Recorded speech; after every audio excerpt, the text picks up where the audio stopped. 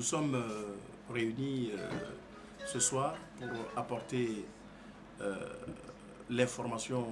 juste et légitime que les fans et l'ensemble de l'opinion publique nationale du Burkina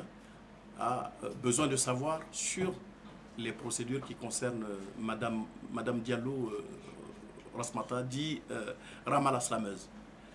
Trois procédures. Permettez-moi de ne pas parler de la procédure d'instruction qui est secrète, où le juge d'instruction n'a pas délivré un mandat de dépôt, mais l'a juste placé sous contrôle judiciaire. Par contre,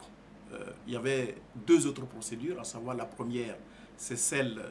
qui concernait l'incident avec la police ou un policier, où une infraction aux règles de la circulation a été commise par le chauffeur qui devrait être concerné par la procédure. Curieusement, ça a dérapé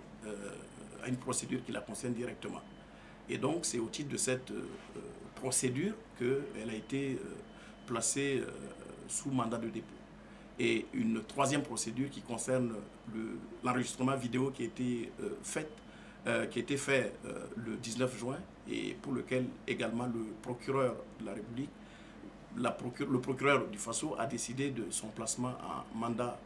de dépôt. Ce qui est un peu curieux, c'est que l'infraction de blanchiment d'argent, qui est une infraction gravissime, je dirais bien une infraction gravissime, pour cette infraction, le juge d'instruction n'a pas jugé opportun de la placer en mandat de dépôt, alors que pour les deux autres infractions qui sont tout aussi graves, je ne dis pas qu'elles ne sont pas graves, mais tout de même, le mandat de dépôt du procureur du Faso n'était pas forcément justifié dans ce type de procédure, où une dame qui est connue par le grand public, qui a un domicile fixe et qui a sans doute des garanties de représentation, on devrait au moins lui laisser le temps et de venir se présenter, s'expliquer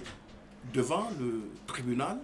de façon contradictoire. Alors, le procureur du Faso n'a décidé autrement. Bon, ben, je pense que le tribunal correctionnel qui sera saisi de ces faits pourra apprécier la réalité de ces faits puisqu'elle conteste l'intégralité des faits qui lui sont reprochés.